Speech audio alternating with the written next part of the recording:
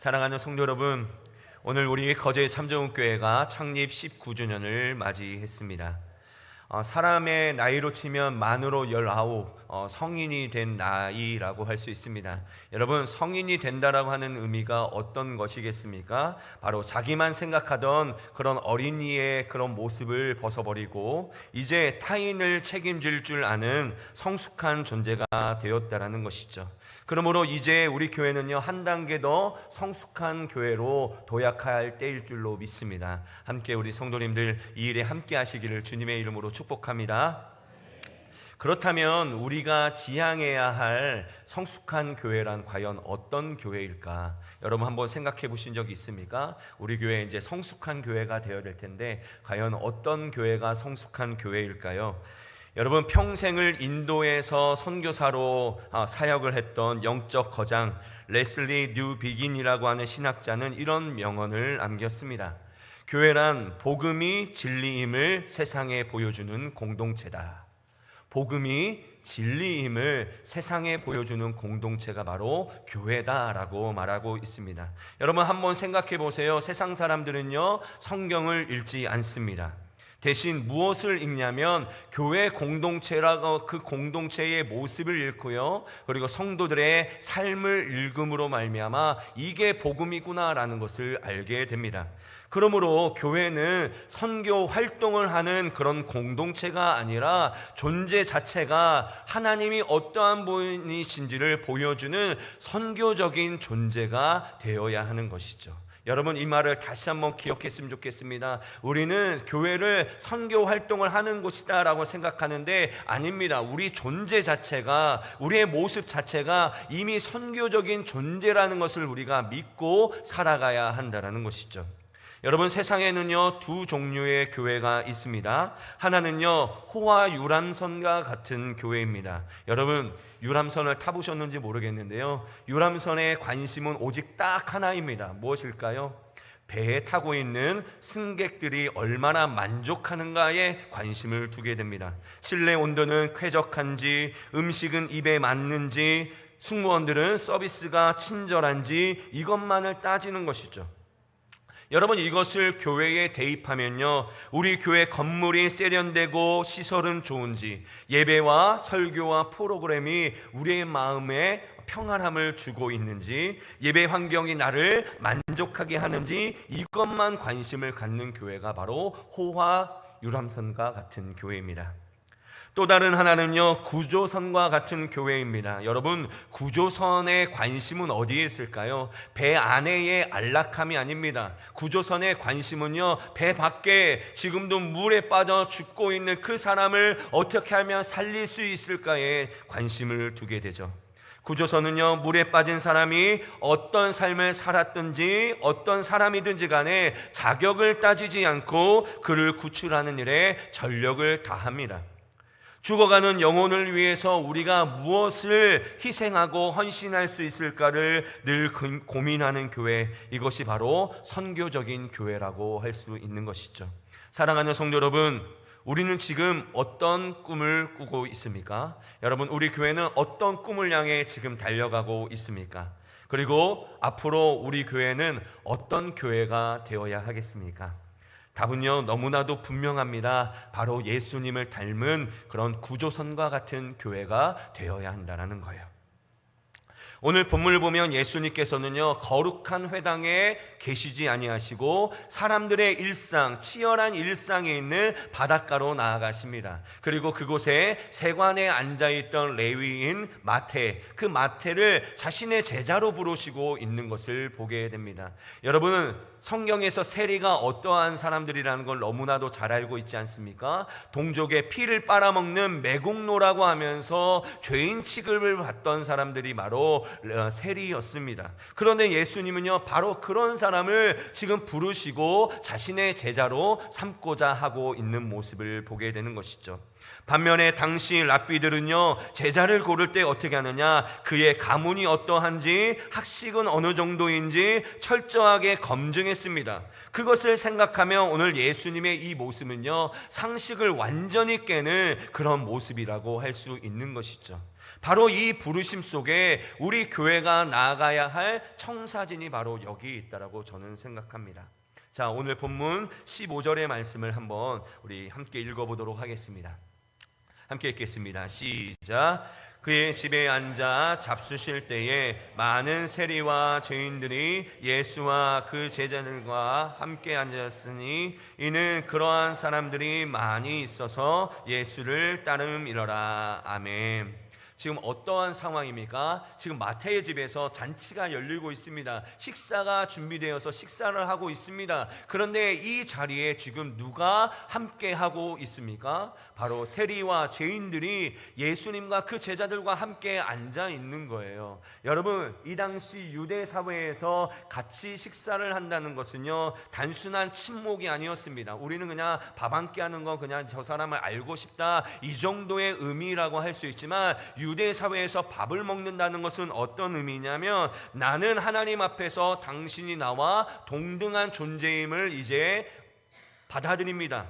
당신을 이제 나의 형제로 온전히 받아들입니다 라는 의미를 가지고 있습니다. 다시 말해, 밥 한 끼 먹는 거 아무것도 아니라고 생각하지만 그 당시 이스라엘 백성들은요, 이게 나와 당신은 이제 동등한 존재입니다, 당신은 나의 형제입니다 라고 하는 의미를 가지고 있는 거예요. 그런 의미 때문에 바리새인들은요, 절대로 죄인들, 세린들과 함께 식사하지 않았습니다. 철저히 검증되고 율법을 잘 지키는 의인들하고만 교제를 하고 있는 것을 보게 되는 것이죠. 그래서 그들의 모임은요, 자격이 안 되면 절대로 들어갈 수 없는 문턱이 아주 높은 모임이 바로 바리새인들의 모임이었던 것입니다. 여러분, 율법에 정통했던 바리새인들이 이렇게 생각하니까 다른 사람들도 다 그렇게 생각하니, 여러분, 세리와 죄인들이 어디 갈 데가 있겠습니까? 다 사람들이 소외시키는 거예요. 배제시키는 거예요. 그런데 그 문턱을 누가 무너뜨리셨냐면 바로 예수님께서 무너뜨리셨다는 것이죠. 여러분, 예수님의 식탁에는요, 까다로운 자격 심사가 없습니다. 누구든지 들어오고 싶은 사람은 다 들어와서 함께 참여할 수 있는 열린 식탁이 바로 예수님의 식탁이었던 것이죠. 바리새인들은 율법을 지키는지 안 지키는지, 사람들에게 칭찬을 받는지 안 받는지, 이런 자격을 따지면서 그들의 모임을 만들었지만, 예수님은 어떤 모임을 만드셨냐면, 어떠한 사람이라도 예수님과 함께 식사하고자 하는 사람들이라면 함께 할 수 있는 열린 식탁이었다라는 것이죠. 그래서 오늘 15절 마지막 부분에는 이렇게 말하고 있습니다. 바로 세리와 죄인들이 예수를 따르더라 라고 말하고 있습니다. 그동안 어디에서도 환영받지 못하지 않았겠습니까? 사람들이 가도 세리야 손가락질하고, 죄인이야 혀를 찌찌찌 차기도 하면서 사람들이 배제시킬 때에 예수님만이 자신을 진정한 사람으로 대우하고 사랑하시니 예수님을 좋아하고 따를 수밖에 없었던 것이죠. 여러분들이 잘 알고 있는 기독교 작가인 필립 얀시가 쓴 놀라운 하나님의 은혜라고 하는 책이 있습니다. 한번 보시면 정말로 은혜로운 책인데요, 이 놀라운 하나님의 은혜에는요, 가슴 아픈 일화가 기록되어 있습니다. 시카고 빈민가에서 사역을 하던 한 사람이 우연치 않게 그곳에서 일하던 창녀를 만나게 되었습니다. 그와 대화하던 중 이렇게 권면합니다. 당신 교회에 가면 행복할 것 같으니 교회에 가보십시오 라고 권면을 합니다. 그러나 그녀가 이렇게 대답합니다. 교회요? 거기 왜요? 가뜩이나 내 인생이 비참한데 거기에 가면 내 인생이 더 비참해질걸요? 라고 대답을 했다는 것이죠. 여러분, 이 한마디가 우리에게 무엇을 의미합니까? 오늘날 교회가 은혜를 완전히 잃어버리고 얼마나 문턱이 높은 곳이 되었는지를 분명하게 보여주는 거예요. 그런 사람들이 와서 변화되는 것이 교회인데, 그런 사람들이 오니까 혀를 차고 눈총을 주고 들어오지 못하게 하는 그런 교회의 모습을 보면서 이 여인이 비참함을 느꼈다라고 이야기하고 있는 것이죠. 여러분, 우리 교회는 어떻습니까? 만약에 오늘 이 본문에 나와 있는 이 마태, 그리고 누가복음에 우리가 잘 알고 있는 삭개오와 같은 그런 사람이 우리 교회에 방문한다면, 여러분, 우리는 어떻게 하시겠습니까? 씻지 못해 남루하고 냄새나는 사람이 우리 교회에 온다면, 술 취하고 술 냄새 나고 담배 냄새 찌든 사람이 우리 교회에 온다면, 그리고 이 지역 사회에 소문이 안 좋은 사람이 우리 교회에 방문한다면 우리는 과연 환영하겠습니까? 아니면 눈총을 주고 그들을 거부하겠습니까? 한번 우리가 스스로 한번 생각해 보자는 것이죠. 여러분, 교회는요, 그 누구든지 올 수 있어야 되는데 그동안에 우리는 어떠합니까? 저 사람은 냄새나서 안 되고, 저 사람은 술 먹어서 안 되고, 저 사람은 담배 펴서 안 되고, 우리는 끊임없이 우리의 모습에 문턱을 계속 높여가고 있었습니다.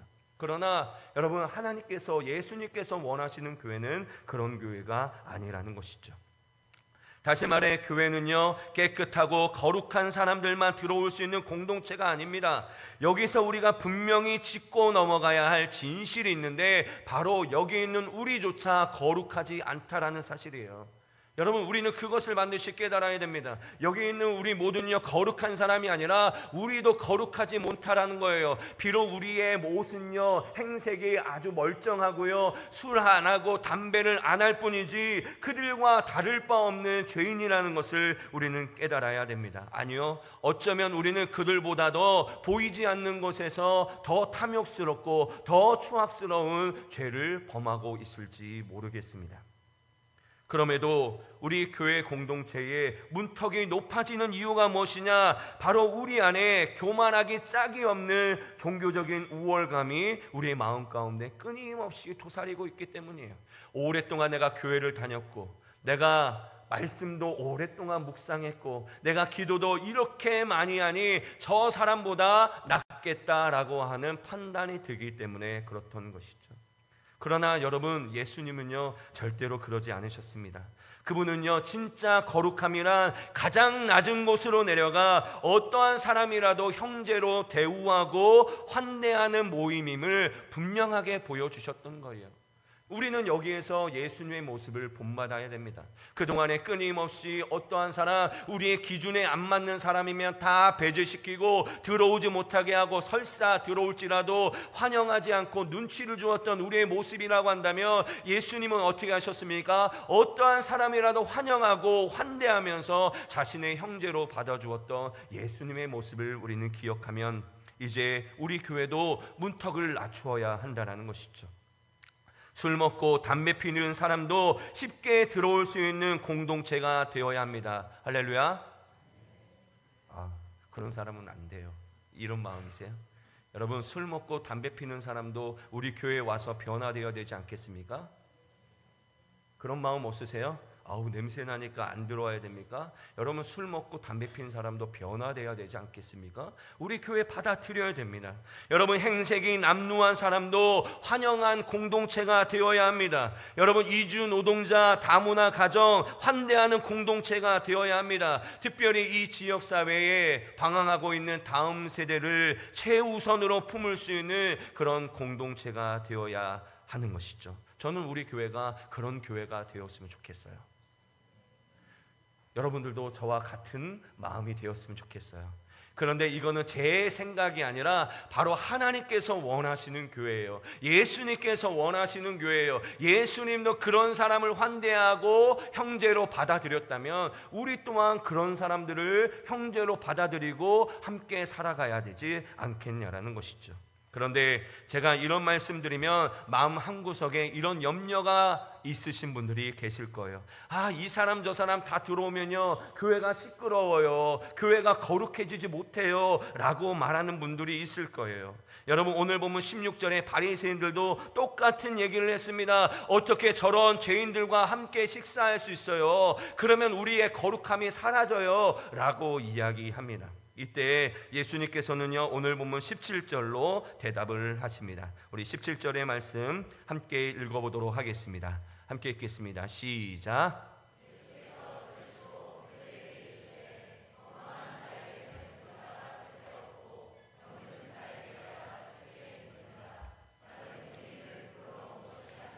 죄인을 부르러 왔노라 하시니라. 아멘. 오늘 예수님은요, 교회를 정의하시면서 아주 독특한 비유를 들고 계시는 것을 보게 됩니다. 교회는요, 의인들이 모여서 친목을 도모하고 있는 사교 클럽이 아니라 바로 영적인 병원이다 라고 분명하게 말하고 있습니다. 우리는 그동안에 우리끼리 모여서 행복하고 즐거운 교회를 늘 희망했습니다. 그러나 예수님은요, 이곳이 영적인 병원이 되어야 한다는 거예요. 여러분, 응급실 가보신 적 있으십니까? 다 가보셨죠? 저도 가봤어요. 가봤는데요, 여러분, 아파하는 사람들, 치료받고 있는 사람들, 많은 사람들, 어떤 사람들은 또 문의하고 어떤 사람들은 항의하고, 여러분, 응급실 가면요, 여러분, 조용하지 않고 시끄러워요. 아주 붐빕니다. 여러분, 교회도 마찬가지예요. 여러분, 우리 교회가 문턱을 낮춰서 어떠한 사람이라도 받아들이면요, 반드시, 제가 이야기합니다, 반드시 시끄럽게 되어 있습니다. 서로 다른 사람들이 모여있기 때문에 삐걱거리는 마찰음이 반드시 일어날 수밖에 없습니다. 때로는요, 미성숙한 모습 때문에 갈등이 일어날 수밖에 없어요. 그렇지 않겠습니까? 여러분, 우리는 그동안에 항상 이 모임 가운데 맞춰져 있는데 누군가 냄새나는 사람이 오면 갈등이 일어나는 거. 저 사람 왜 왔어? 저 사람 왜 여기에 있는 거야? 저쪽에 좀 앉지. 이런 이야기를 우리는 늘 하면서 갈등이 생길 수밖에 없어요. 그러나 여러분, 그것은요, 교회가 타락한 것이 아니라 영적 병원으로서의 제대로 된 기능을 하고 있다는 것입니다. 믿으십니까? 여러분, 교회 안에 시끄러워야 돼요. 갈등이 일어나야 돼요. 그리고 그 갈등을 잘 봉합할 수 있어야 돼요. 여러분, 그것이 바로 영적인 병원인 교회의 모습이라고 할 수 있다는 것이죠. 환자가 병원에 와야 치료를 받지 않겠습니까? 조용하고 깨끗하기만 한 병원은요, 사실 병원의 역할을 하지 못하고 있는 것이죠. 이 영적 병원의 의사는요, 오직 예수 그리스도 한 분뿐이십니다. 저를 비롯하여 여기 있는 우리 모두는요, 환자입니다. 여러분, 우리는요, 다 환자예요. 저나 여러분들이 다 환자입니다. 그러나 우리는 어떤 환자이냐면 치료받은 환자예요. 먼저 이 병원에 와서 예수님으로 인해서 치료받아서 겨우겨우 살아난 그 환자들입니다. 우리 중에 그 누구도 나는 멀쩡한 사람입니다 라고 말할 수가 없어요. 그런 우리에게 다른 환자들이 온다면 어떻게 해야 되겠습니까? 여러분들이 지금 병실에 누워있는데 환자가 왔어요. 그러면 당신 왜 왔어요? 여기 나만 있어야 돼요 라고 이야기하겠습니까? 아니면 그 환자의 손을 꼭 붙잡고 우리 치료받을 수 있어요. 힘내세요. 제가 응원하겠습니다. 기도하겠습니까? 라고 이야기하겠습니까? 당연히 후자되지 않겠습니까? 여러분, 우리 교회도 그런 교회가 되어야 됩니다. 환자들이 오면요, 우리 교회가 환대해야 돼요. 환영해야 돼요. 이곳에 와서 치료받을 수 있도록 우리가 도와줘야 돼요. 무엇보다도 예수님이신 위대한 의사가 있으니 믿고 그분을 따라가자라고 안내할 수 있어야 돼요. 여러분, 우리 교회가 바로 이러한 역할을 해야 한다는 것이죠. 나와 함께 예수님과 치료받으면서 우리가 행복한 삶을 살자라고 이야기할 수 있어야 됩니다. 그러나 여러분, 병원은요, 환자가 와서 위로해주고 그리고 격려해주는 곳은 아닙니다.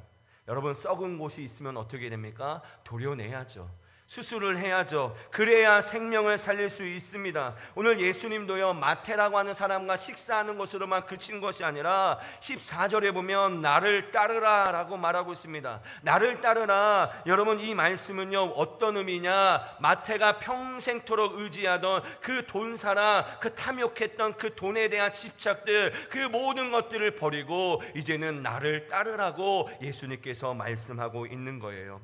여러분, 예수님은요, 죄인이 있는 모습 그대로를 부르셨지만 죄 있는 그대로 내버려 두지 아니하시고 철저히 회개시켜 그를 변화시켰다는 것이 바로 예수님의 모습이에요. 그렇지 않습니까? 예수님요, 어떤 사람이든지 받아들입니다. 그러나 그 사람이 그냥 죄 가운데 머물고 있도록 내버려 두시는 것이 아니라 끊임없이 이 사람이 회개하고 돌아올 수 있도록 하는 것이 바로 예수님의 진정한 사랑의 모습이었던 것이죠. 그것이 바로 우리 교회가 가야 할 최종 방향이라는 거예요. 어떠한 사람이든지 다 받아들일 수 있지만 이곳에 와서는 어떻게 됩니까? 예수님의 임재를 경험하고 예수님의 말씀을 통하여 그 상처받았던 영혼들이 회복되는 그런 놀라운 영적 병원이 우리 교회가 되어야 한다는 것이죠.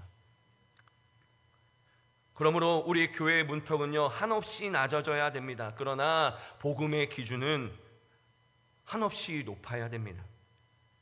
우리 모든 사람들을 있는 모습 그대로 환영하되 우리 공동체 가운데 있는 이 십자가는 우리가 높이 들어서 그들이 그 십자가를 볼 수 있도록 만들어야 하는 역할이 바로 우리에게 있는 것이죠.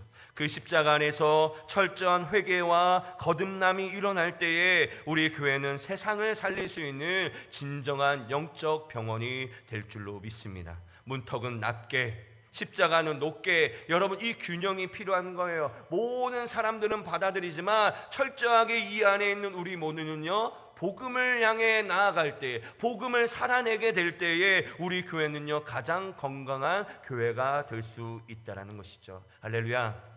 우리 교회가 바로 이 비전을 품고 가야 합니다. 할렐루야. 정말로 우리가 얼마나 많은 사람들이 상처받았습니까? 얼마나 많은 사람들이 외로워합니까? 여러분 1인 가족이 얼마나 많이 있습니까? 여러분 이 시대 가운데 과연 진정한 행복을 주고 진정한 내 친구로 내가 되고 진정으로 함께 이룰 수 있는 공동체성, 여러분 어디서 경험할 수 있습니까? 여러분 그 어디서도 경험할 수 없어요. 오직 예수님의 은혜로 말미암아 변화되어 하나 된 교회 안에 들어올 때만이 결국 그 은혜를 경험할 수 있게 되는 거예요. 그러니 더 이상 우리 교회는요 사교 클럽이 되어서는 안 됩니다. 여러분 우리 교회는요 영적인 병원이 되어야 됩니다. 어떠한 환자라도 받아들일 수 있는 곳이 되어야 합니다. 그리고 이곳에 들어와서 어떻게 됩니까?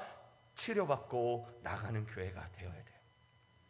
그런 교회가 예수님께서 원하시는 교회예요. 그러니 여러분 환자를 유치하기 위해서는 어떻게 해야 됩니까? 여러분 여기에 계신 분들이 나 이 병원에 갔더니 고침받았어 라고 얘기해야 환자가 유치되지 않겠습니까? 내가 예수님을 믿었더니, 내가 예수님 안에 거했더니, 내가 하나님 나라를 살아갔더니 내가 이렇게 변화되었고, 내가 이렇게 회복되게 되었고, 내가 이렇게 치유받았다라고 하는 이야기를 할 때에 여러분 꼭 우리 교회 오라는 게 아니라 여러분 우리가 이 우주적인 교회, 이 땅에 있는 교회가 하나님의 역할, 그 예수님이 원하시는 그 역할을 감당할 수 있게 되는 것입니다. 그러므로 사랑하는 성도 여러분, 창립 19주년을 맞이한 우리 교회가 나아가야 할 방향은 명확합니다. 그것은 바로 죄인들, 그 어떠한 사람들이 기꺼이 들어올 수 있도록 우리 교회의 문턱은 낮추고, 그리고 어떠한 사람이라도 환영하고 함께 식사할 수 있는 식탁은 넓어지는 교회가 되어야 합니다. 그리고 마지막으로 어떠한 사람이라도 예수님의 은혜로 말미암아 치료받을 수 있도록 십자가를 높이 들 수 있는 교회가 되어야 하는 것이죠. 그래야 할 때에 이 마지막 시대에 죽어가는 영혼들을 살려내는 그 영광스러운 영적 병원의 사명을 우리 교회가 잘 감당하게 될 줄로 믿습니다. 그러므로 이 부르심 앞에 우리가 다시 한번 섰으면 좋겠어요. 여러분 우리가 오늘 이 자리에 모일 때에 왜 하나님께서 이 거제 땅에, 이 상동에 우리 교회를 세우셨을까? 여러분 우리는 늘 그 비전을 품어야 됩니다. 여러분 이 지역 가운데 힘들고 어려운 사람들, 많은 사람들을 위해서 여러분 우리 교회는요 오픈되어야 합니다. 누구든지 올 수 있어야 됩니다. 누구든지 우리 교회에 예배에 참여할 수 있어야 됩니다. 우리의 이 예배가 어떻게 보면 많은 사람들에게 다가가기 어렵다면 여러분 예배를 바꿔야 됩니다. 그래야 여러분 우리가 어떠한 사람이라도 예배를 드려서 변화될 수 있는 그런 아름다운 공동체가 되지 않겠습니까? 여러분 우리 교회에 남는 건물에 자리가 있다면 여러분 이 지역사회에 오픈해야 됩니다. 그래서 이 지역사회에 그 누구라도 우리 교회에 와서 이 건물을 사용할 수 있도록 해야 됩니다. 여러분 교회는요 이 건물이 아니에요. 이 건물은요 예배당입니다. 여러분 이번 예배당 자체가 거룩하진 않아요. 그 모임에 함께하는 우리가 거룩할 때에 거룩해지는 모임인 것이죠. 그러므로 여러분 우리 교회는요 이제부터 선교적인 교회가 되어야 됩니다. 할렐루야. 우리가 그 비전을 가지고 나가야 됩니다. 때로는 불편할 수 있을 거예요. 생각해 보세요. 냄새나는 사람이 여러분의 옆에 앉아 있을 수 있어요. 그때 여러분들은 어떻게 하시겠습니까? 이렇게 하시겠습니까? 아니면 기꺼이 받아들이겠습니까? 여러분 쉬운 일이 아닙니다. 제가 쉽다고 해서 이야기를 하는 게 아니에요. 그러나 우리가 어떠한 상태에서 예수님을 만났고 어떻게 변화되었는지를 우리가 안다면 우리가 비록 몸에는 냄새가 안 날지라도 우리가 언제 예전에는 영혼에서 아주 죽어나는 풀풀 나는 그런 냄새를 살아갔던 사람이 예수님을 만나고 변화되었다는 것을 우리가 인정한다면 이제는 우리가 어떠한 사람이라도 받아들일 수 있어야 돼요. 그럴 때에 우리 교회가 정말로 아름다운 교회가 될 줄로 믿습니다.